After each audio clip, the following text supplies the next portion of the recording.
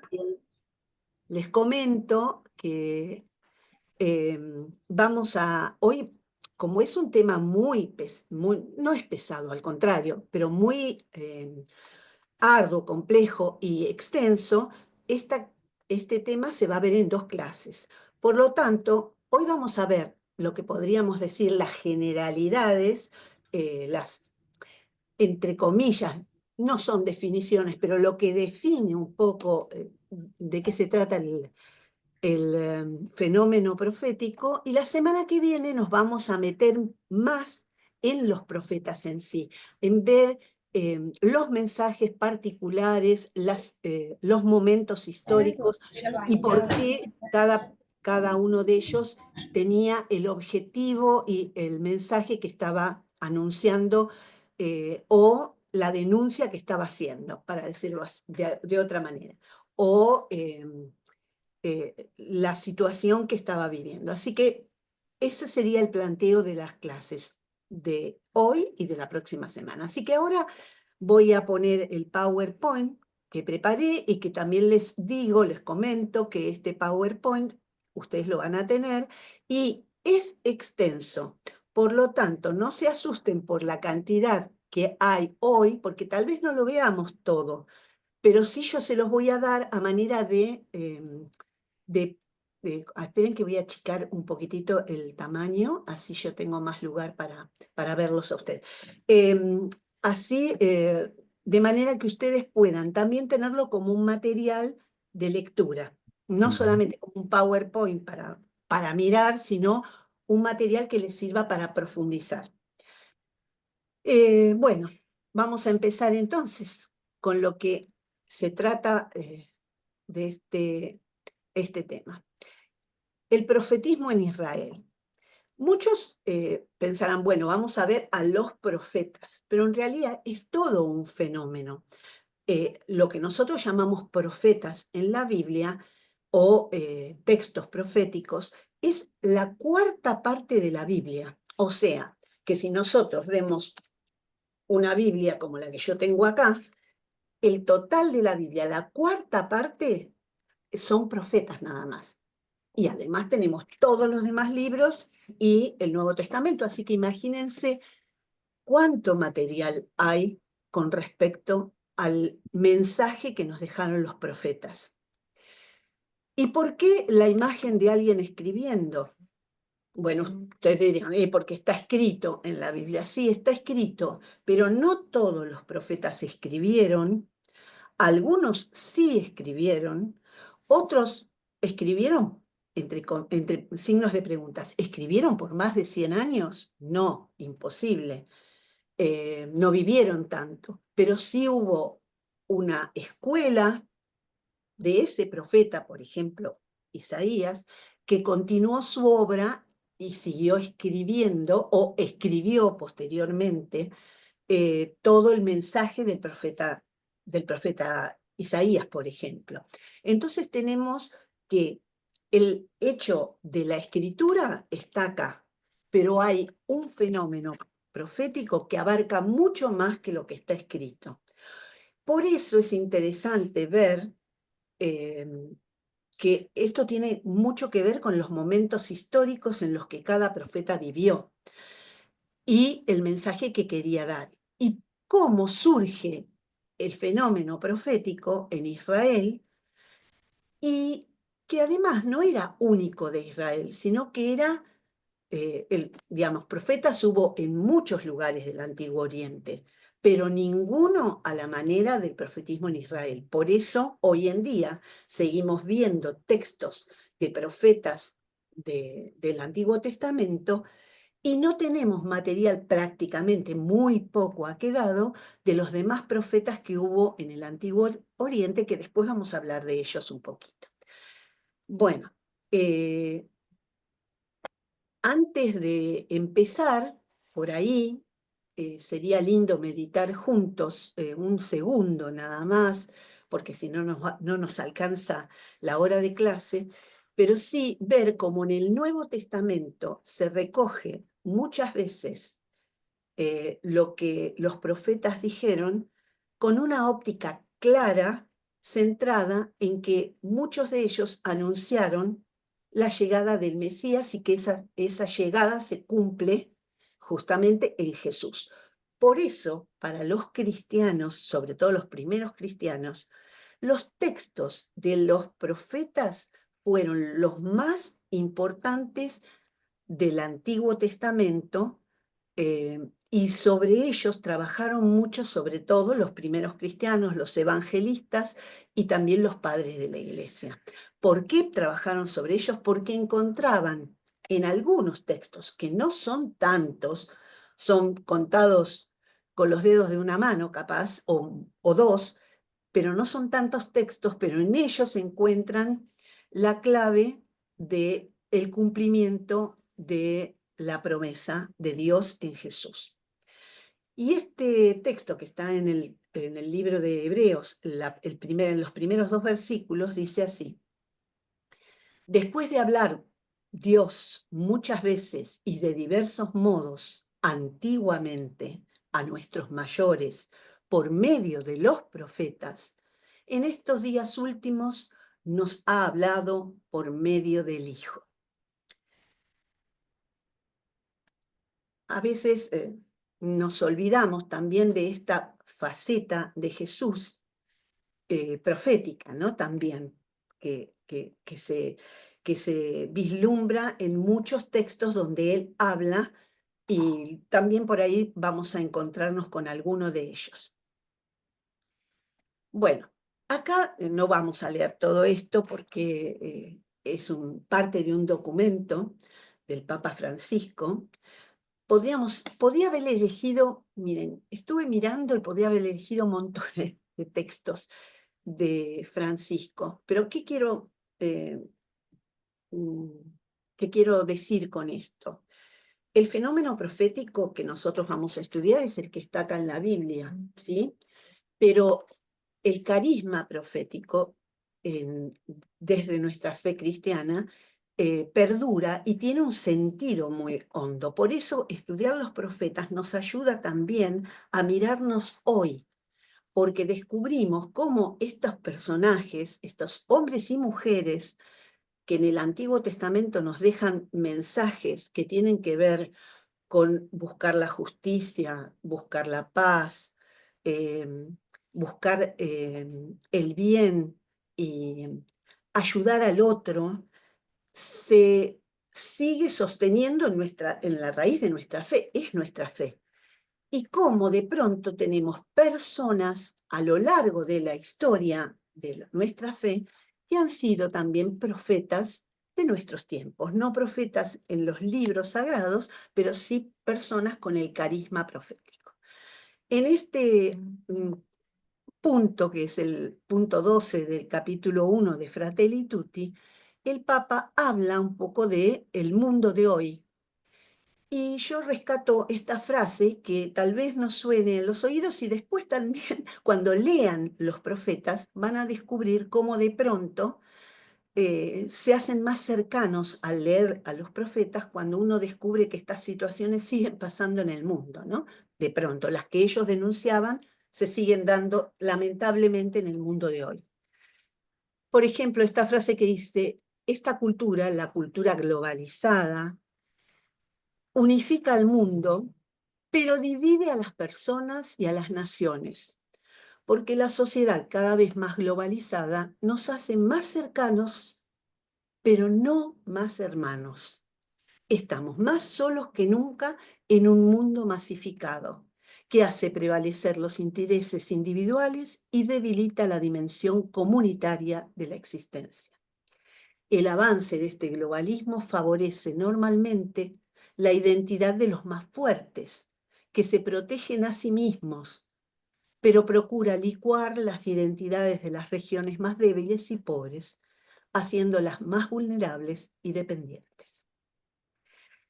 Si vamos al profeta Amós, en algún momento podemos hacer un paralelo en algunos de los textos con esto que nos dijo Francisco hace nada más que 5 años atrás.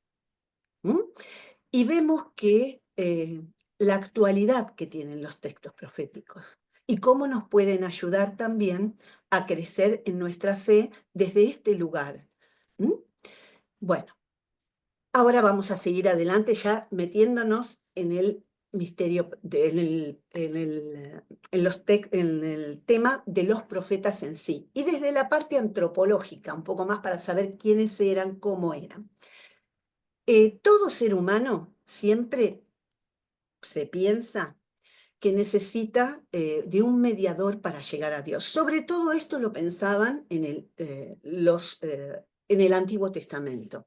Entonces siempre se buscaba una mediación para llegar a Dios. Y esa mediación podían ser los ángeles, luego fueron los jueces, como nos decía la clase el miércoles pasado Fernando, reyes que también mediaban entre Dios y el pueblo, los sacerdotes que se preparaban, se formaban para esa mediación, y los profetas, que es el tema nuestro. Entonces, Dios, de alguna manera, actuaba a través de estas mediaciones. También sabemos que actúa personalmente, y lo vemos en algunos textos, sobre todo en los textos del Éxodo, ¿no? O de algún otro, de Génesis también, cuando aparece o se encuentra con alguna de los personajes que allí están. ¿Para qué interviene Dios en la historia del hombre? Y siempre para liberar, para acompañar a su pueblo, para crear, para perdonar, para prometer la vida, la tierra, el futuro, para bendecir también. Entonces, ¿qué tiene que ver esto con los profetas? Justamente que los profetas, una de las cosas una de las funciones que cumplen es ser mediadores, auténticos mediadores entre Dios y los hombres. Por eso, en muchos textos encontramos cuando termina de dar su testimonio el profeta, se dice oráculo del Señor, o palabra del Señor, o palabra de Dios. Eso quiere decir que no habla por él, el profeta, sino que habla a través de él habla Dios, que lo que él dice no es palabra de él, sino de Dios. Y muchos realmente lo que están diciendo no lo quisieran decir, sin embargo lo dicen porque de alguna manera asumen ese compromiso. ¿Mm? Eso es muy importante también para la persona del profeta. Muchos de ellos no eligen ser profetas, de hecho casi ninguno, sino que son llamados de una u otra forma. De distintas formas llegan a cumplir esa misión. Muy bien, ahí veíamos la zarza ardiendo, ¿no? Cuando Moisés escucha a Dios en la zarza ardiendo, esa es la presencia de Dios en esa teofanía. En el caso de los profetas, no se dan, sí puede haber en algún caso alguna teofanía en la que el profeta encuentra a Dios, eso le pasó, por ejemplo, a Isaías en el templo, pero a veces no es una teofanía y no sabemos por qué le habla Dios a ese profeta, pero sí le habla y lo compromete frente a su pueblo. Ya lo vamos a ir viendo eso. Ahora vamos a ver si los profetas estuvieron solo en Israel. Nosotros pensamos que es un fenómeno nada más que de Israel y listo, pero no es así. El profetismo estaba en otros pueblos. Acá tenemos un mapita en donde podemos ver la zona de Canaán, que es donde se asienta Israel. Vamos a ver que en esta zona, por supuesto, pero vemos que hay otros pueblos en la Mesopotamia, Egipto, demás lugares. Por acá estaban, en esta zona estaban eh, los filisteos también y demás. Bueno, ¿qué pasa? En esta zona, antes de que apareciera fuertemente el fenómeno profético, que en realidad empieza a ser más fuerte cuando el territorio, cuando Israel se divide, y ahora después lo vamos a ver también eso, antes de ello ya había profetas que eran adivinos, astrólogos, videntes, profetas que utilizaban medios técnicos para profetizar, para decir algo. A veces también eran profetisas, mediadoras, entre diosas y la gente. También había mensajes que eran presagios o predicciones, y para esas predicciones se usan los medios técnicos, por ejemplo, como mirar las vísceras de un animal, o el vuelo de los pájaros, o para dónde va el viento, o poner aceite en el agua y ver cómo va girando. Ese tipo de métodos los usaban estos profetas, videntes, astrólogos, que tomaban ese nombre, pero que de alguna manera, eh, digamos, no tienen la misma misión ni la misma profundidad, para decirlo de alguna manera, que los profetas de Israel.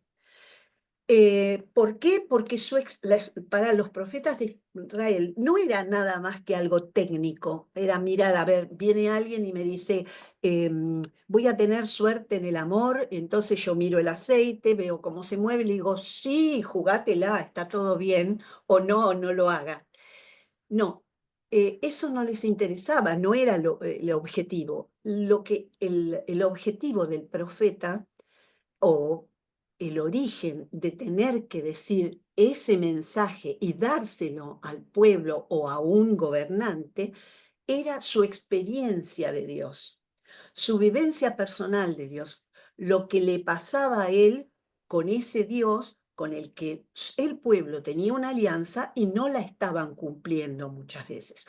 O el gobierno, el monarca o el que estaba a cargo del poder no estaba siguiendo eh, lo que Dios quería para ese pueblo. Entonces, ellos que nunca usan medios técnicos, eh, mm, tienen un mensaje que viene de un carisma y de un anuncio vocacional. ¿No? Entonces, como vemos, había un fenómeno común en el Antiguo Oriente de profetismo, pero no era el objetivo de lo. Voy a volver atrás porque ya que tenemos la imagen, lo aprovechamos. Digamos, este fenómeno común estaba en todo el Antiguo Oriente, pero fue desapareciendo y dejaron algún que otro mensaje muy técnico. Por ejemplo, que hay que abrir una puerta de una ciudad, o mensajes así cortos. Nada que ver con la riqueza que tiene el mensaje profético de nuestra Biblia. ¿Mm? Digamos, es el mismo fenómeno que aparece para dar una respuesta, pero su profundidad es totalmente distinta. Bueno, así redondeamos bien este tema del fenómeno que se compartía con el resto de los pueblos que estaban en el Antiguo Oriente. Bueno, ahora vamos a la etimología un poco de la palabra profeta. En griego, la traducción más que nosotros conocemos, profeta, viene del griego, que es profetes. ¿Mm? Pero profetes, a su vez, que aparece en el Antiguo Testamento, muchas veces aparece como Naví, en la palabra Naví en hebreo. Y en su plural, Nevim. Por eso los libros son los Nevim, los libros proféticos en la Tanakh, en el Antiguo Testamento hebreo. La palabra profetes, la primera parte, pro, significa hacia, ¿no es cierto? Entonces, ese hacia puede ser que fetes, que quiere decir hablar, decir, comunicar, es decir a alguien algo. Hablar ante otros, habla por otros, esto es lo etimológico, lo que quiere decir, ¿no? Predice, profetes, algo que va a pasar. El profeta entonces es una persona que anuncia, pero no anuncia para sí mismo, sino anuncia ante otros. Y a veces ese mensaje que anuncia, que le duele decir y que lo anuncia ante otros, no lo quisiera decir, pero lo debe decir. ¿Mm? Estas son cosas importantes, cositas sueltas pero importantes para entender por qué los profetas dijeron lo que dijeron realmente. ¿Mm? Porque debían decirlo a pesar de las consecuencias que muchos de ellos tuvieron. ¿Mm?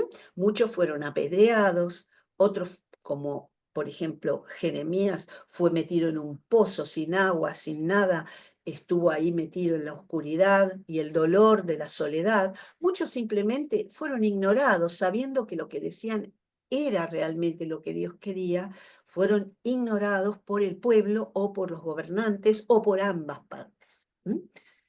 Muy bien.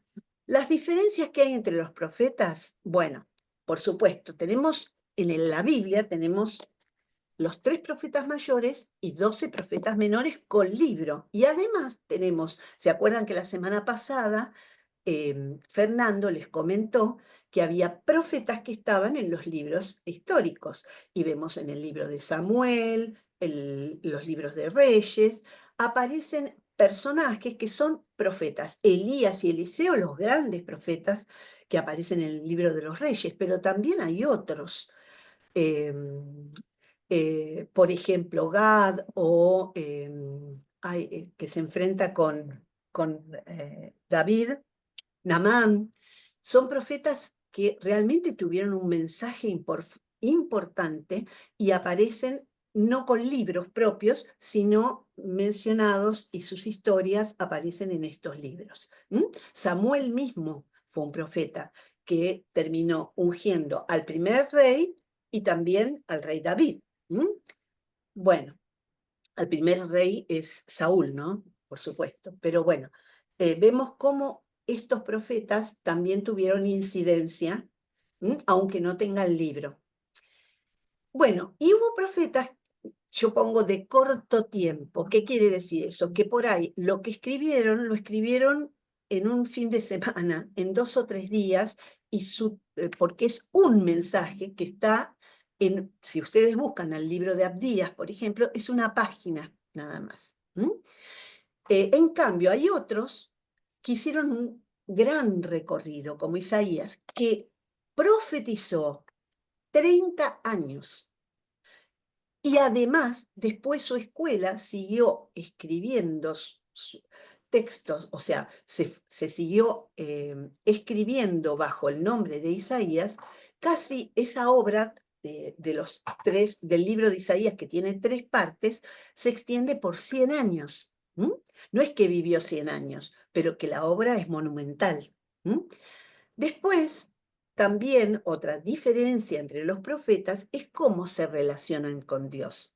Algunos cuentan, y esa relación con Dios la cuentan en sus relatos de vocación, y dicen que de pronto Dios lo llama, como por ejemplo a Amós. Lo llama, que era una persona que se dedicaba al campo, que cuidaba sicomoros, que son como higueras, y que vivía en la parte rural, y lo llama ¿a qué? A predicar frente a los reyes del Reino del Norte. Alguien que realmente mm, es como una locura, ¿no? Que esta persona eh, viviera de esa forma y terminara haciendo una tarea como la de profetizar. Bueno, este modo de relacionarse con Dios también tiene que ver, es distinta en todos. No a todos Dios los llama de la misma manera. Muchos dicen, Dios me habló. Sí, pero ¿cómo te habló Dios? A cada uno. No es que le manda un fax o lo llama por teléfono o en un WhatsApp. Cada uno sabe que Dios muchas veces nos está hablando, porque nos está diciendo, eso está en nuestro interior, y sabemos fehacientemente que es palabra de Dios, pero no se lo decimos a los demás. Bueno, también en el caso de los profetas pasó lo mismo. Dios le habló de alguna manera determinada y ellos respondieron a la voz de Dios.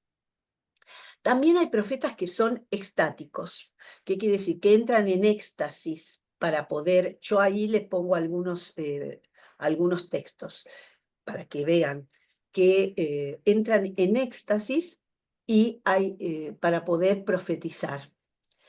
Algunos son videntes, como por ejemplo en el libro de Samuel, Saúl necesitaba encontrar unas asnas de su padre y las fueron a buscar con un sirviente de él. Y el sirviente le recomienda que vaya a ver a un hombre de Dios, que es una de las formas que se dice profeta también en el Antiguo Testamento, y lo van a ver y ese hombre de Dios, que es Samuel, le dice, conoce dónde está, que las asnas ya han aparecido.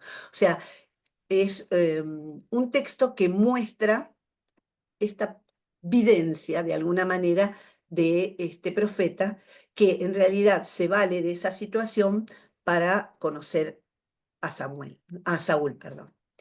Después están los visionarios que ven visiones.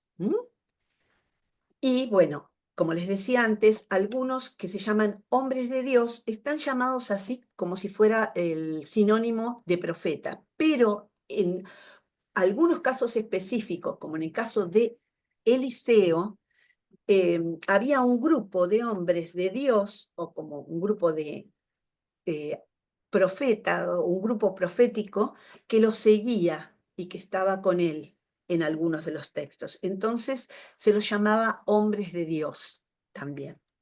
Bueno, eh, hay profetas que son del templo. Algunos dicen que tanto Jeremías como Isaías estaban vinculados al templo, sobre todo Jeremías porque era de familia de sacerdotal.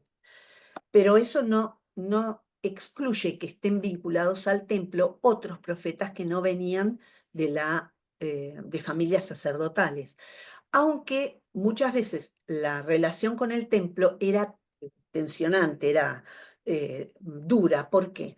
Porque muchas veces se profetizaba o se decía o se hablaba en contra de lo que estaba pasando justamente en el templo, ¿no? No nos olvidemos de Oseas cuando dice en el capítulo 6 que misericordia quiero y no sacrificios. Se lo enrostra a los sacerdotes eso. Bueno, había profetas de palacio, algunos obligadamente. Por ejemplo, Amós tuvo que irle a hablar al rey en ese momento. Y otros que eran, se les dice profetas verdaderos. ¿Por qué? Porque hay profetas que no son verdaderos. Entonces, en algunos textos aparece esta frase porque eh, hay otros que simulan o que dicen lo que se quiere escuchar. Entonces, para Dios, esos son los falsos profetas. Entonces, incluso muchos no se quieren llamar a sí mismos profetas porque no quieren pertenecer al grupo de los que se dicen profetas y no lo son. Acá tenemos en cada uno de estos nombres y diferencias que podemos encontrar de los profetas, algún texto que lo ilustra. No vamos a detenernos mucho por ahora, después a lo mejor si tenemos tiempo lo hacemos y leemos alguno de ellos. Quisiera leer otros que me parecen más... ahí está. Bueno, ahí teníamos a Amós hablando con el rey, pero bueno, no importa. Bueno, ¿cómo se transmite el mensaje profético? Y esto es importante que lo tengamos en cuenta porque vemos que los profetas hablan algunos, pero otros no hablan, ejecutan acciones o en determinado momento ese que hablaba dejó de hablar y ejecuta una acción. Por supuesto que nosotros lo vamos a encontrar en la Biblia forma escrita, porque alguien lo puso por escrito para que conociéramos qué es lo que había dicho o qué es lo que quería decir el profeta. Pero vemos que hay. Entonces, palabras, discursos, incluso algunas canciones. Por ejemplo, la profetisa Débora en el capítulo 5 del libro de Samuel, no, de Reyes, perdón, voy a buscarlo, así lo vemos.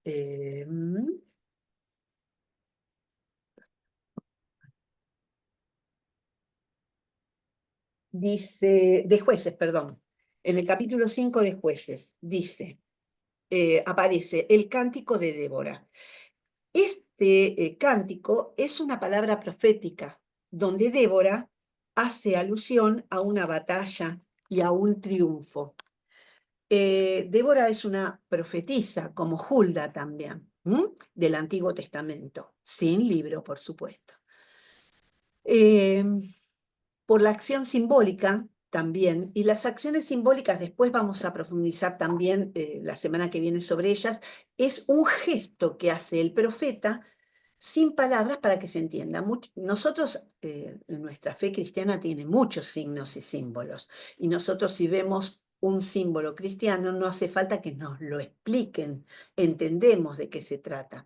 Bueno, la acción simbólica es la ejecución física de algo que se quiere denunciar. Por ejemplo, Isaías estuvo un montón de tiempo paseándose por la ciudad de Jerusalén desnudo. ¿Por qué desnudo? Porque quería denunciar algo. Claro, la gente a lo mejor cansada de escuchar palabras, le llamó más la atención verlo a él despojado de sus ropas. ¿Qué le pasa a este hombre? Habrán pensado. Porque además algunos de estos personajes eran muy conocidos en la sociedad, no estaban aislados del mundo, vivían en la sociedad, por eso podían hablar de lo que estaba pasando. Y de pronto esa acción de Isaías de andar desnudo era alertarles que así iban a terminar todos desnudos y fuera de su patria, de su lugar, porque iban a ser, eh, eh, eh, mm, eh, iba a ser destruida Jerusalén por los babilonios. Y vemos que la situación ocurrió, o sea, lo que él decía sucedió. También, por ejemplo, Jeremías quería demostrar lo que iba a pasar y se le ocurrió traer un cacharro de barro y juntar a la gente en la plaza y decirles a todos, tirar el cacharro al piso y que vieran cómo iba a quedar Israel cuando fuera arrasada por los invasores. Y de hecho eso está relatado en estos dos textos, sea lo de Isaías o lo de Jeremías. También escribían, y muchos de ellos eran realmente muy buenos autores, escritores. Lo vemos, por ejemplo, en Zacarías dice, escribo estas palabras. Por eso aparece también alguien, no es un lapicito, es una pluma, pero con la intención de poder escribir lo que Dios quiere decirle al pueblo. Después vamos a ver la literatura bíblica, que cómo la podemos diferenciar también entre oráculos, narraciones, bueno, las acciones simbólicas, los relatos de vocación. Todo eso forma parte de la forma en la que está escrito y quedó fijado en la Biblia. Eso sería la literatura. Ahora estamos viendo más bien cómo se comportaban, qué cosas hacían. Entonces, la imagen del profeta puede ser la de un adivino, de un anunciador del Mesías para los cristianos, de un reivindicador de los derechos sociales, que realmente lo fueron, de un funcionario del templo enojado o no. Todas estas imágenes tienen fundamento, todas, y todas forman parte de lo que eran los profetas. Ninguna es excluyente. Y vemos algunas de estas en estos textos, o que decían, por ejemplo, en Eclesiastés, sobre lo que era Isaías, que era alguien que pudo adivinar, saber lo que iba a pasar, dice este texto. O vemos, por ejemplo, en el texto del Nuevo Testamento de Juan 4, en el encuentro de Jesús con la samaritana, que la samaritana, cuando se encuentra con Jesús y él le pregunta por sus maridos y ella le dice que no tenía, y él le dice, sí, que tuviste, y ahora no tenés, pero tuviste.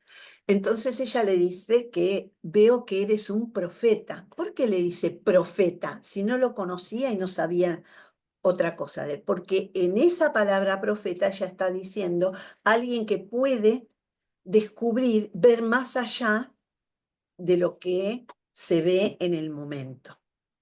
Y no quiere decir ver solo el futuro, sino ver las situaciones eh, a la luz de Dios, a la luz de lo que está sucediendo en la historia, a la luz de Dios, de la alianza también y de lo que Dios quiere para el pueblo y ver que no se está cumpliendo. Entonces, el profeta también es alguien que está muy con la mirada puesta en Dios, con el corazón puesto en lo que Dios quiere y lo que Dios necesita de él, pero también con los pies muy, muy puestos sobre la tierra. En esta imagen lo podemos ver, ¿no? Un hombre apoyado bien sobre la tierra, pero con los brazos en cruz, tratando de descubrir lo que Dios quiere. También pensemos, en esta imagen me hace acordar a lo que le pasó al profeta Elías, que estaba huyendo y con mucho temor en la montaña y no sabía, que se quería morir realmente, quería estar en otro lugar. Estaba muy deprimido y sin embargo Dios le habla al profeta Elías, le da una nueva misión, pero ¿cómo le habla al profeta? Le habla en el susurro de en la montaña, en un susurro, ¿no? En algo que no, que es casi imperceptible. O sea, esta sensación de que Dios realmente está actuando en la vida del profeta. Bueno, eh, ahora es importante, ya que más o menos sabemos cuáles fueron ay, perdón que no paro, pero alguno, después si quieren hacer alguna pregunta o la quieren hacer ahora, vemos hasta lo que vimos hasta acá, si alguno quiere preguntar algo, y después seguimos con la parte histórica y la aparición del fenómeno profético en Israel. Si no, yo le doy para adelante, si no. Bueno, muy bien. Nosotros vemos acá un mapa de lo que era Israel en la época previa a los dos reinos. Era en realidad una confederación de tribus, ¿no? Que estaban unidas y que en tiempos del rey David, al comienzo de la monarquía, tuvo su gran desarrollo, pero que después con el gobierno de Salomón, empezó a decaer. ¿A decaer de qué forma? De forma moral y de forma también social. ¿Por qué? Porque Salomón fue un rey que abrió el reino a lujos. E incluso se casó con princesas extranjeras. Incluso eso trajo como consecuencia la aparición de cultos paganos. Y todo eso empezó a molestar al pueblo de tal manera que cuando muere Salomón, su hijo Robán no pudo eh, eh, seguir con la unidad del reino y el reino se dividió.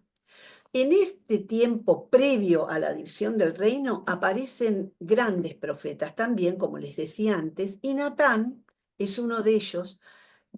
Natán se enoja mucho con David cuando David mata al marido de la que después sería la madre de Salomón, y David de alguna manera le hace caso a Natán, o por lo menos lo escucha, pero bueno, evidentemente la situación siguió creciendo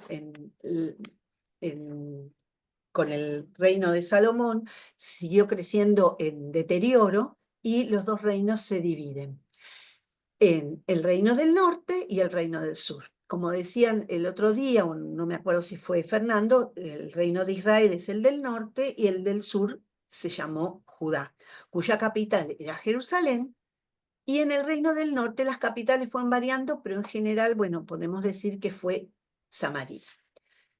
¿Qué pasa? El Reino del Norte queda más expuesto a todos los imperios.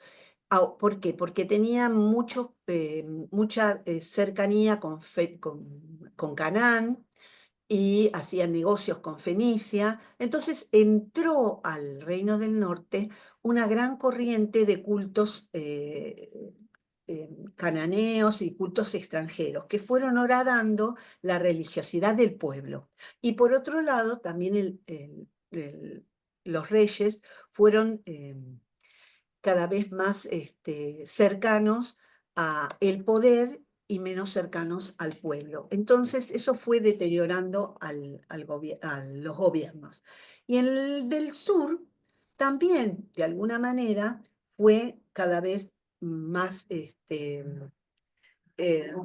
más incierto, aunque tardó más en ser derrocado, pero realmente fue difícil la situación. Entonces vemos que acá, en la división de los reinos, aparece realmente lo fuerte del movimiento profético. Comienza acá, en el siglo VIII, con esa gran crisis política y social, y religiosa también, podemos agregar. Luego avanza el imperio asirio, que derroca al reino de Israel primero y hace un pacto de vasallaje con el reino del sur, hasta que Babilonia derrota en Nínive a Siria y va con todo contra todo Israel. El reino del norte ya estaba destruido y bueno, y el reino del sur es deportado totalmente. Una cosita antes de seguir, esa deportación que ocurre en el año 500, no me acuerdo ahora, 500, en este momento se me hizo una... 538 más o menos. Exactamente. Ocurre, ahí hay un punto grande de inflexión en el mensaje profético. Que cuando lean los libros se van a dar cuenta, sobre todo en Isaías y en Jeremías, en Ezequiel también, que hay una gran referencia a esas situaciones. Porque históricamente, antes de seguir con esto, digo, históricamente, vamos a ir acá. Históricamente, digamos, aparecen datos en el libro de los reyes, tanto sean 1 y 2, sobre la situación del imperio, de los gobernantes y demás, pero los profetas abordan el tema desde otro lugar, desde un lugar cercano al sufrimiento del pueblo, desde un lugar cercano a la vida cotidiana, desde un lugar más crudo, para decirlo de alguna manera. Por eso también cada profeta, desde su propia identidad, de su propia manera de ser, aborda el tema distinto, de una forma distinta, con una crudeza o con una literatura más poética o con una forma de expresarse distinta, pero siempre llegando a lo más profundo del ser humano. Por eso cuando uno lee Isaías, ve una obra monumental, pero de pronto cuando se lee a Oseas, encuentra una obra descarnada donde ese hombre está dolido por una situación personal y hace un paralelo de esa situación personal con lo que ocurre en su pueblo, en su, con sus hermanos, también en el gobierno y demás, en la situación política que se está viviendo y en la situación social. Lo hace a partir de vivencias personales. Entonces, es muy importante ver en qué momento histórico están escribiendo, qué es lo que está pasando para descubrir o para entender un poquitito más, porque no son fáciles de entender los profetas.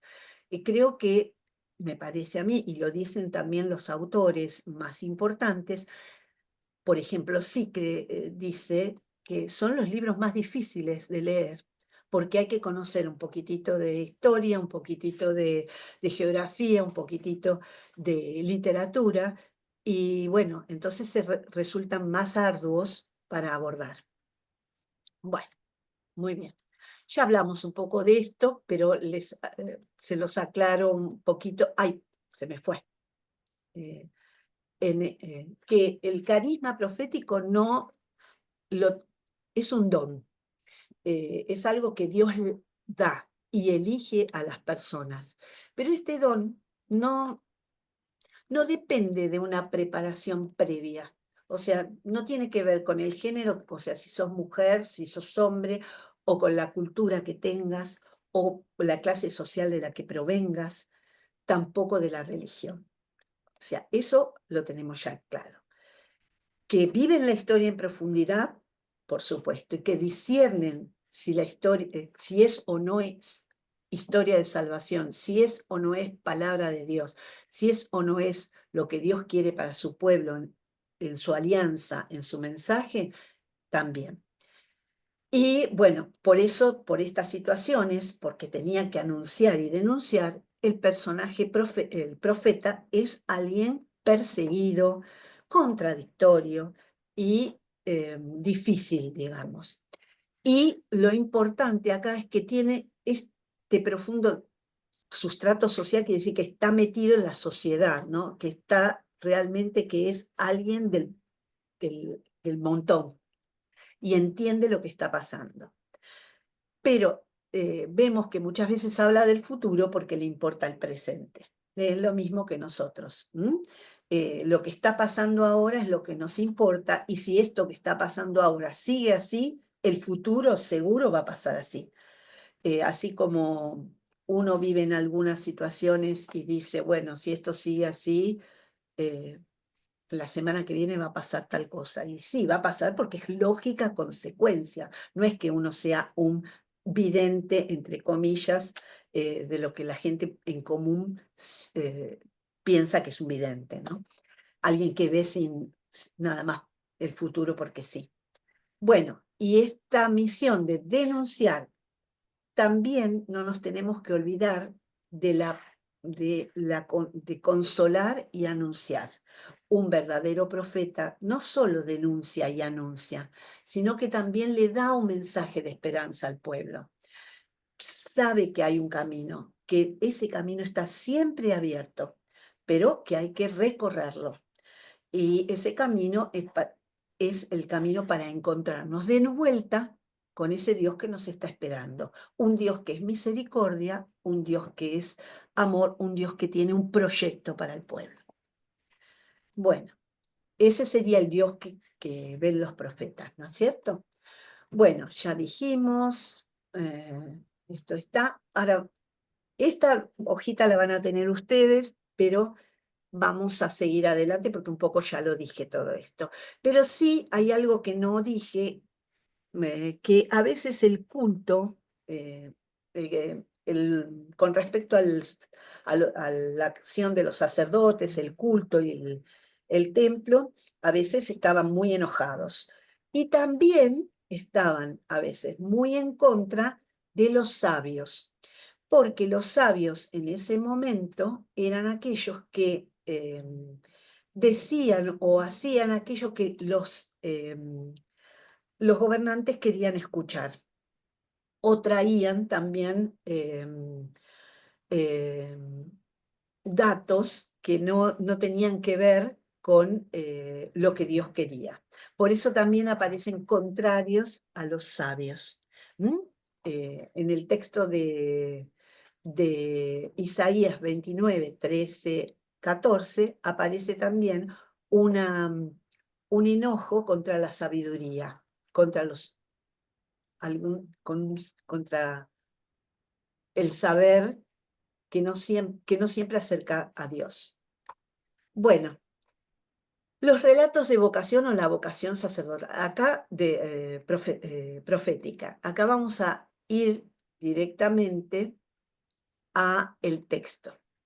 Hay uno que es recontra conocido, que lo usamos siempre en catequesis o en la parroquia cuando se quiere hablar del llamado, es el texto de Jeremías, en el cual Jeremías dice, el Señor me habló así, me habló. O sea, evidentemente, de alguna manera le habló. Antes de formarte en el vientre te conocí, antes de que salieras del seno te consagré. Te constituí profeta de las naciones. Yo dije, Señor, mira que no sé hablar, pues soy un niño. Y el Señor me respondió, no digas soy un niño, porque irás a donde yo te envíe y dirás todo lo que yo te ordene. No les tengas miedo, pues yo estoy contigo para librarte, oráculo del Señor.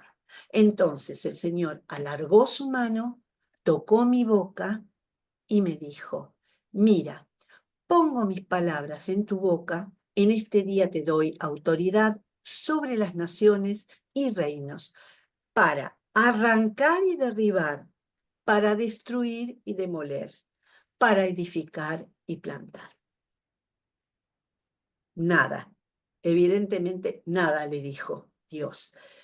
Fíjense cómo a veces lo leemos o lo cantamos, porque hay una canción muy linda que se llama El Profeta, y no nos damos cuenta de lo que dice este texto, y la profundidad que tiene y cómo es el tema realmente del profetismo.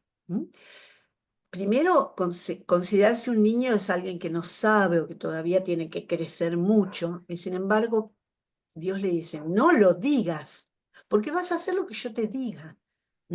Y no tengas miedo. El no tengas miedo aparece muchas veces en la Biblia. Sería lindo hacer algún día una clase del no tengas miedo en la Biblia, pero acá también lo dice, no tengas miedo, porque Dios cada vez que da una misión, siempre dice no tengas miedo, porque le dice al otro, quédate tranquilo, porque si yo te estoy diciendo esto, porque yo voy a estar con vos.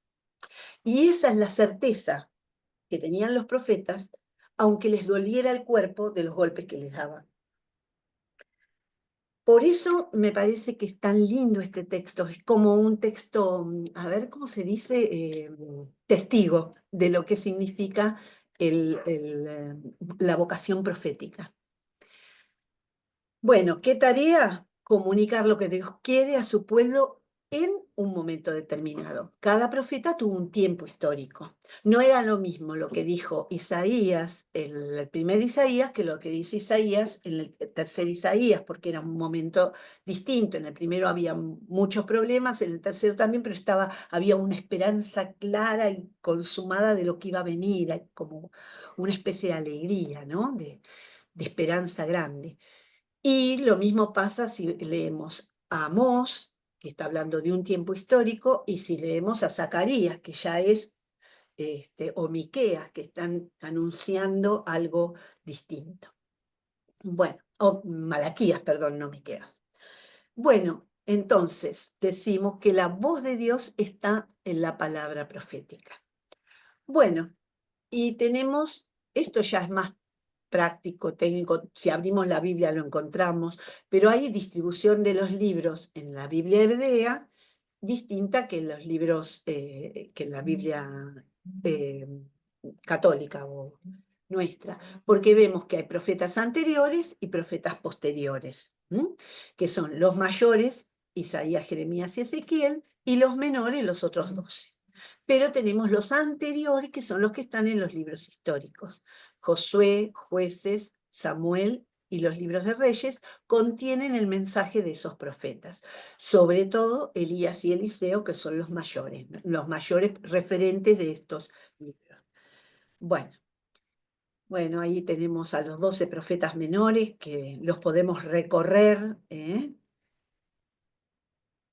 Bien, todos estos son de distinto tamaño los libros, de distinto contenido, distintas formas. Por ejemplo, Jonás es casi una novela, pero tiene un mensaje profético, aunque muchos dicen, bueno, pero no fue un profeta, no sé. tiene un mensaje profético. Y de pronto tenemos la gran obra de los 3 profetas mayores, que son Isaías, Ezequiel y Jeremías, que encontramos una obra literaria maravillosa, ¿no es cierto? Bueno, y acá tenemos otra clasificación que algunos hacen en preclásicos y clásicos. Eso después lo miran ustedes. Acá también en cronológica. Esta es interesante porque acá vemos por el tiempo histórico en el que escribieron. ¿eh? Eso está bueno para tenerlo como ayuda, ¿ven? Quienes antes del exilio, quienes durante el exilio y quienes después del exilio están narrando historias de ese momento, o contándonos, o diciéndonos, o profetizando según el momento histórico. No nos olvidemos también que de pronto eh, hay profetas, hay libros que se pusieron por escrito posteriormente a la profetización, no es que están profetizando y dicen, espere que voy a ver lo que escribí, vengo, o esperen que voy a escribir esto. No, hay, digamos, la obra literaria, la puesta por escrito de los textos proféticos es posterior a lo que se dice públicamente o al hecho que se dice. Así que muchos se han extendido en el tiempo, o fueron posteriores a su vida. Muy bien. Esto ya lo decíamos antes, del Dios que hablan los profetas, es un Dios que libera, que acompaña, que perdona, que da vida, que es misericordioso. Ese es el Dios de los profetas. Y los temas siempre son la misericordia, la justicia, la santidad, que es muy importante, la pureza, eh, para la pureza de la fe, bueno, la alianza, el sentido que tiene ser pueblo de Dios, bueno, y también para algunos también es eh, realizar juicios sobre situaciones que han sucedido o que van a suceder. Por eso aparece algo que se llama Día de Yahvé. El Día de Yahvé aparece como al comienzo era para los, digamos, era la promesa de que Dios iba a actuar, que llegaba el día de Yahvé, que se iba a destruir todo. Pero esa frase fue cambiando a lo largo del tiempo y en los últimos profetas, los finales, ya Día de Yahvé tenía otro sentido que era más esperanzador, que se aproximaba al Día de Yahvé porque había algo que iba a iniciarse nuevo. Por eso muchos evangelistas, o los evangelistas que no son muchos, son 4, pero bueno, sobre todo Mateo y Lucas, toman algunos textos proféticos y basan el hecho de que Jesucristo es el Mesías esperado, es el Hijo de Dios, es Dios hecho hombre, y los citan en sus textos.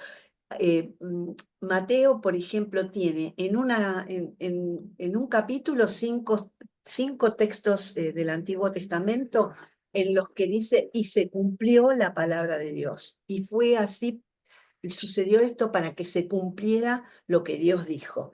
Entonces aparecen citados en esos textos Isaías, o de pronto aparece Miqueas, o de pronto aparece Zacarías.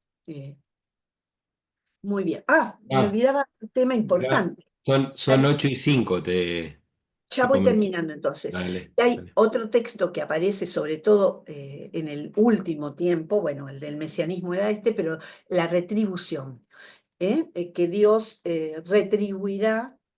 retribuye, eh, devuelve cuando uno realmente vive como Él quiere.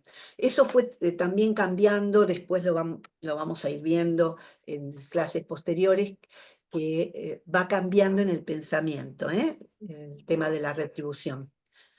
Bueno, vamos a dejar acá. ¿Por qué? Porque la literatura profética ya la podemos abordar tranquilamente la semana que viene, viendo qué diferencia hay entre narraciones proféticas, los discursos, qué es un oráculo, bueno, otro tipo de textos, como géneros literarios como la acción simbólica o los relatos de vocación, que algunos tienen siempre el mismo estilo.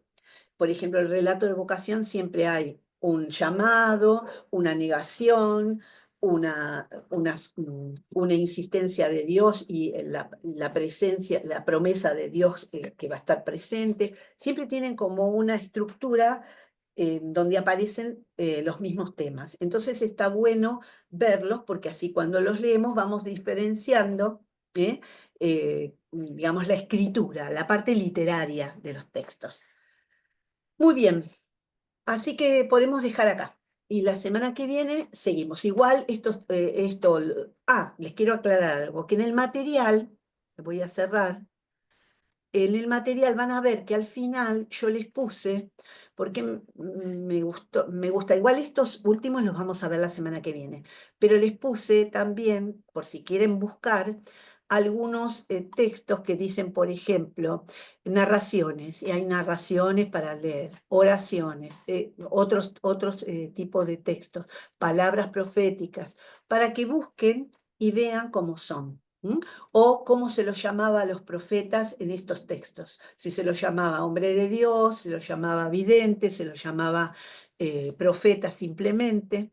Eso es interesante y es lindo, y uno va viendo como a veces, como en el libro de Samuel, que está acá el texto, aparece todas las formas que llamaban al profeta en un solo texto, que le dicen hombre de Dios, vidente, profeta, vidente, hombre de Dios. Ahí están todos juntos, en un solo relato.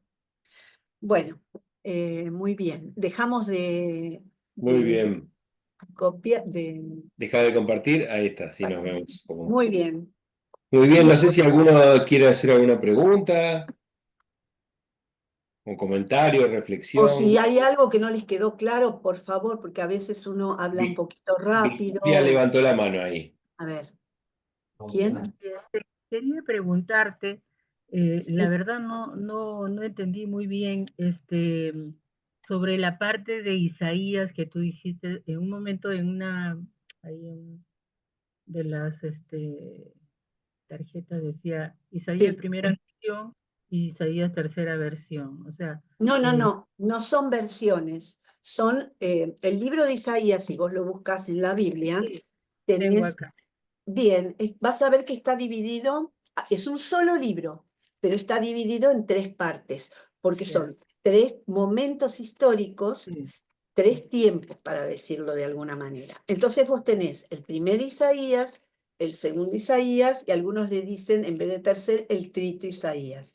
Pero son tres partes de un mismo libro, que van ya, relatando momentos distintos claro, de, sí. pero sería de qué versículo a qué versículo sería la primera, o Ah, sea, bueno, mira, si vos te fijas en la Biblia, sí, dice uno, primera parte, el libro de Isaías, lo vas a encontrar hasta el capítulo 30 y, si no me equivoco, ah, sí, perdón, ya lo encontré. sí, ahí está, 30. De consuelo, creo, ¿no? Algo así. Claro, después está el libro Ok, de la ok, consolación. Bueno, está bien. y después Y otra, tenés el escrito Isaías, el bueno, tercero. y otra pregunta, Sí. los profetas en el siglo XXI, o sea, ¿han habido después profetas aparte de los profetas de la Biblia? ¿Han seguido habiendo profetas? Y yo creo que sí. Mm, Lo que pasa que no son, no pertenecen a la literatura bíblica, pero ok. sí, de hecho, por ahí la semana que viene podemos profundizar un poquito, pero de pronto, si estuvimos hablando de que de pronto encontramos en muchos textos que escribió Francisco o cosas que dijo Francisco, palabras que nos mm, llegan al corazón y que vemos que nos duelen porque realmente hay cosas que nos están alejando de Dios, de los hermanos. que no estamos haciendo bien. Lo mismo pasó en todas las épocas. De pronto tenemos a un santo de América que es Monseñor Romero en El Salvador, y también él ha hablado proféticamente, diciendo lo que le estaba pasando al pueblo, anunciando y denunciando, y también dando palabras de esperanza, porque la esperanza está ahí donde está Dios. Entonces vemos que el profetismo es parte de nuestra fe cristiana. Si la queremos vivir en profundidad, siempre tenemos que ser críticos de la historia que estamos viviendo y viendo si realmente en la historia está sucediendo lo que Dios quiere o nos estamos apartando de él. No solo se apartó de la alianza de Dios el pueblo de Israel, nos apartamos permanentemente de Dios, y cada vez, a veces más dramáticamente y más tristemente, porque vivimos una sociedad muy cruel, muy individualista, muy violenta, muy segregacionista, no sé cómo decirlo. Y me parece que la misión del cristiano es denunciar eso. Cada vez nos callamos más, pero siempre hay una voz en el desierto, así como Juan el Bautista. Hay una voz en el desierto que ya estaba anunciado en Isaías. Bueno, esa voz en el desierto tenemos que seguir siendo nosotros. O sea, hay profetas. Gracias. No, por favor. Y seguramente que si buscas textos de algunos cristianos de la historia, vas a encontrar en sus textos muchas palabras proféticas.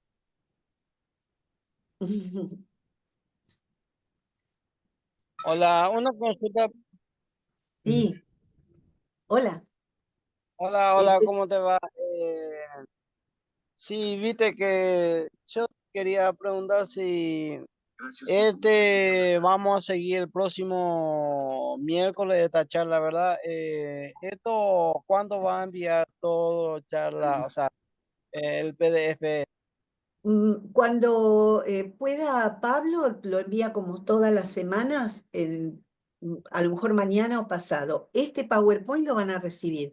Y después, la semana que viene, terminamos las 2 o 3 hojitas que quedaban, si es que las terminamos o no, no sé, porque si no las incluyo en el otro, y vamos a tener otro material ya para seguir más concretamente a Isaías, a Jeremías, a ver un poco de los más importantes y sobre todo leer algún texto y meternos en la historia de ese texto, algo de Amós, algo de algún otro profeta, y ver un poco cómo era la acción de los profetas, ¿eh? ¿Por Sabes qué que salir? yo estoy armando el cuadernillo, estoy juntando para armar el cuadernillo porque veo que son muchas hojas. Y bueno, así cuando tengo una hoja, así mando a hacer el cuadernillo y después sigo haciendo. Muy bien, Vas a me tener que parece. esperar una semana más para si terminás con profetas. Y después falta igual. Ahí está. Bueno, La Muy semana que viene, bien. entonces. ¿Alguna otra, alguna otra persona más? Me parece que Rosana. Sí, quería consultar porque acá en Profetas Mayores yo estuve buscando y me salen 4 y usted dijo que eran 3. A mí me ¿Cuál sale, es ya sé, el cuarto seguramente es sí, Daniel. Ujú. Daniel. Lo que pasa es que Daniel es un escrito que no es de la época profética, aunque algunos lo incluyen como profeta, porque lo que dice en muchos casos pareciera profético, pero es un escrito apocalíptico, con otro de otra época, ya de la época griega, es posterior a los profetas, y tiene un lenguaje, una literatura que se llama apocalíptica, con mucho simbolismo, con mucha cosa así, de, no sé, parece de ciencia ficción en algunos casos. Lo, Pero lo vamos a, lo vamos claro, a ver cuando veamos Apocalipsis recién al final. claro, Ahí lo incluimos algo de Daniel. pero Dale, en buenísimo. algunas Biblias aparece junto con los profetas mayores y en otras no, según la edición. Así que tranqui. Ahí No, Luis, no, Mónica levantaron la mano también, no Sí. sé. ¿Cuál de los Hola, dos? hola, buenas noches. Luis. Pasaría lo mismo entonces con el libro de Apocalipsis de Juan. Es un libro profético, pero bueno, está Es fuera de un la... género. No está fuera de la Biblia, es el último No, libro. fuera de la época de los profetas. De los Ah, libros. sí, No, pero nada el que ver. Apocalipsis ya no es un libro profético. El Apocalipsis es un libro apocalíptico. Claro. Ah, no es profético. No. Y una cosita te voy a decir. No nos olvidemos del tiempo histórico en el que fueron escritos los profetas. Comienzan en el siglo 8 antes de Cristo, o sea, 931, y terminan en el siglo 4 antes de Cristo. Ahí termina el arco profético. O sea, estos profetas, los 3 mayores, los 12 menores y los anteriores que están en los otros libros históricos, están en ese arco histórico. ¿Mm?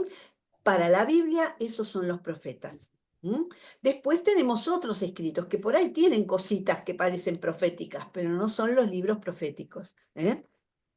Eso es importante que lo tengamos en cuenta. Y no mezclar, y no nos olvidemos que el Nuevo Testamento está escrito posterior a la muerte y resurrección de Cristo.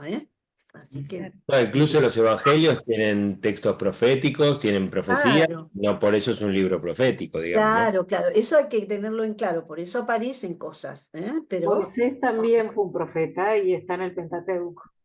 ojo que Moisés para los judíos, para el pueblo hebreo, es el gran profeta, no es cualquiera, es el gran profeta. Y de hecho, para toda la literatura hebrea, para todo digamos, todo profeta tiene algo del encuentro de Moisés con Dios. La zarza ardiendo para Moisés fue lo que fue para Jeremías el encuentro en el templo, perdón, para Isaías el encuentro en el templo, o para Jeremías que le hablara a Dios. Entonces, o que lo llamara a Amós. Aparte, Moisés tenía el acceso directo con Dios, que no Claro, era el mediador hablaba perfecto. cara a cara con Dios. Era el mediador perfecto.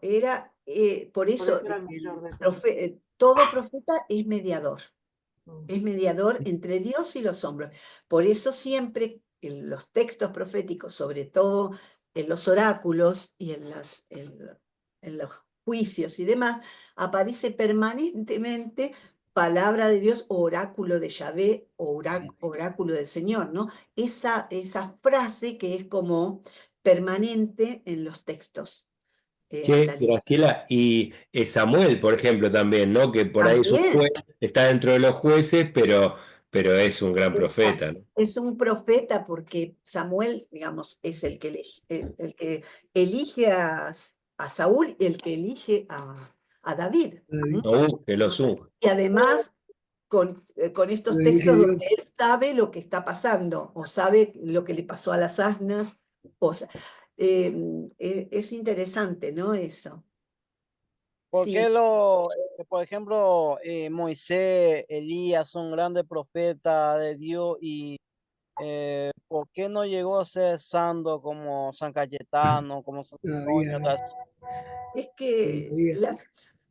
que la santidad está. ¿Quién dijo que no? Son parte de nuestra fe cristiana también. Pero el título de santo se le da Claro, normalmente a personas del Nuevo Testamento, ¿no? claro. Pero Y para a la partir del iglesia nacimiento de Jesús. es un proceso y demás, pero la santidad está en todo, y sobre todo en estos hombres tan cercanos a Dios, ¿no? Sí, Marcelo. Sí.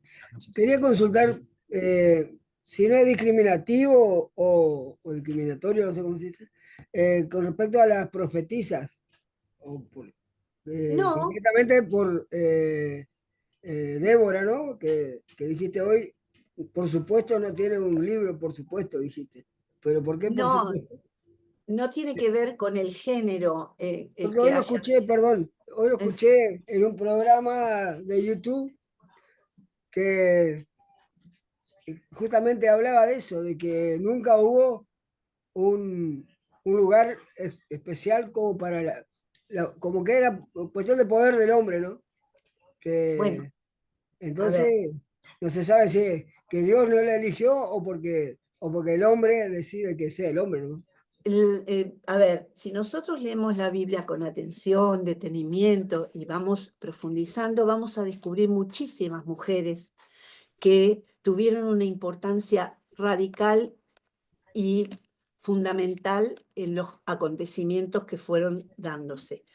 Que esté en un tiempo en el que la vida era así, el hombre era el centro y la mujer estaba en otro lado, y que aparezca Débora o Hulda como profetisas, es importante, es muy importante. También en la genealogía de Jesús vamos a encontrar a esas mujeres que de pronto aparecen, Tamar y otras mujeres más, Ruth, que aparecen en una genealogía de Jesús y que es muy importante. Lo que pasa es que tenemos que, si nosotros estamos en el siglo XXI y todavía seguimos luchando porque haya igualdad en la forma de vernos como seres humanos, y nosotros que vivimos en esta sociedad, hay sociedades que son mucho más, no sé cómo decirlo, mucho más brutales. Machistas. Estamos en el siglo XXI, machistas, sí, pero por ahí machismo en esa época ni se puede mencionar porque estamos hablando de 3.000 años atrás. No tiene sentido hablar de eso, pero sí tenemos que tener en claro que si los libros han sido escritos, o por lo menos tienen el nombre de hombres, seguramente hubo muchas mujeres detrás de esos libros. Y vemos entonces en algunos personajes que aparecen, incluso por ejemplo que la especialista en Ruth es nuestra compañera Marcela, pero muchas veces muchos autores dicen que de pronto Ruth parece escrito, o es, por una mujer. ¿Por qué no? ¿Por qué no? Pero y muchas mujeres en otras épocas tuvieron que escribir con nombres de hombres porque si no, no les iban a publicar lo que escribían. Entonces, creo que eso ya lo tenemos que tener en claro. Y bueno, y ver y buscar en los que aparecen la importancia que tiene que aparezca ese nombre ahí. Esas mujeres que aparecen en la Biblia son muy importantes. Sí. Por eso Yo lo preguntaba medio para ponerlo en contexto, porque yo escuchaba un programa de un hombre que es judío, ¿no? Que hace un programa, ahí Bacari, lo deben conocer. Y bueno, y decía como que el cristiano, incluso decía el cristiano, el judío y el musulmán, que discriminaron todo el tiempo a las mujeres. Pero a partir de Jesucristo, Jesucristo le dio mucho valor a las mujeres. sí. Pero él no lo incluye a eso. Él dice que Magdalena era la arrepentida, que no era. Pero Magdalena tuvo un lugar muy importante en la vida de Jesús. María, su propia madre, también tuvo el mejor lugar, más importante. O sea, muchas mujeres que rodeaban a Jesús y tenían mucho valor hasta hoy, ¿no? Seguramente que sí. Por eso digo, el tema es que para dejar claro cuando los demás lo dicen, porque por ahí claro. dicen esto. Bueno, ¿sabés qué es bueno? Lo que vos estás diciendo es muy bueno. ¿Para qué? Para que cuando vos estés con otros, puedas resaltar esta presencia de estas mujeres que indica que las mujeres no estaban en otro lugar. Las mujeres estaban, que no aparezcan, que no quiere decir que eso. Que bueno, pero estaban. No aparecen porque los escritores no las pusieron. Claro, pero bueno, pero Jesús fíjate las cómo valoró siempre. siempre. Claro. Pero el escritor o los escritores de ese momento y de esa época, como decís vos, no hablaban de las mujeres. Las mujeres no ocupaban un lugar importante, que sí lo tuvo, El que no tenía sin lugar duda, incluso. más sin duda. Claro. En la Pero época no se volcaba. Fíjate cómo no era relevante la historia de la mujer. Fíjate cómo tantas mujeres importantes estuvieron cerca de Jesús, y después lo vamos a ver cuando veamos Nuevo Testamento, y tantas mujeres fueron en los primeros tiempos cabeza de comunidades, y sin embargo después en la historia eso se fue diluyendo. Bueno, es un tema justamente social, cultural, no sé cómo decirlo, lamentable, pero formó parte de la historia. No podemos... Es que no se puede renegar de lo que no, hay que cambiar de ahora en adelante. Y tenemos que mirar para adelante y ser inclusivos. Y y decir, bueno, si esto pasaba, no tiene que pasar más. Y siempre está bueno comparar con lo que pasaba en esa época, ¿no? Claro. En la época de Jesús la mujer estaba totalmente marginada, sin embargo Jesús le da lugar. Bueno, le da un lugar. Evidentemente no era tampoco el protagonismo que debería tener, o que tiene hoy incluso la mujer. Pero bueno, son épocas, ¿no? Hay que comparar con los contemporáneos. Totalmente. Exactamente. Exactamente. Igual hoy en día los judíos también siguen separando. Rezan los hombres y las mujeres tienen un lugar aparte, que ni se ven. Musulmanes también. Hay distintas corrientes, sí. Hay distintas corrientes dentro de Claro, pero hay cosas que todavía ellos siguen conservando de aquella época. A ver, nosotros fuimos evolucionando, pero ellos se quedaron ahí. Sí, sí, como decía Graciela, dentro del judaísmo hay distintas corrientes, ¿no? Hay algunos que la mujer, incluso hay rabinas también, mujeres, ¿no? En esas comunidades, como que no tienen muy diferentes, pero bueno, obviamente los más ortodoxos, esos que uno ve vestidos con los bucles, eso, son muy cerrados. Después están los conservadores que también separan las mujeres en otro lugar distinto, pero hay otras ramas más liberales que sí ya la incluyen a la mujer en las comunidades. Por eso creo que es muy importante ir viendo estas cosas, irlas poniendo en el contexto, pero que nos sirvan para modificar nuestros contextos. O sea, no quedarnos solamente con la anécdota, sino tratar de ver en qué tenemos que cambiar o mejorar, ¿no? En nuestro tiempo. Eso también puede ser signo profético, ¿no? Poder denunciar y anunciar y dar también el consuelo cambiando las cosas. Muy bien. Muy bien, no sé. Ya son y 28. Sí. Lo bueno es que Graciela continúa la semana que viene. Sí, yo soy to be continue. La seguimos, tiene ese privilegio, son pocos. Sí, yo soy la privilegiada. Así que lo continuamos el miércoles que viene. ¿Les parece bien? Pero son muchos libros. No te justifiques, Graciela, no. Bueno, te lo mereces y punto. Bueno, nos vemos. nos vemos el miércoles. Saludos. Buena semana. Les mando material. Si tienen tiempo y miran el material, traten de ver si pueden leer esas cositas que yo les puse al final. Bueno, genial. Que les vaya lindo en la semana. Saludos. Hasta luego. Gracias.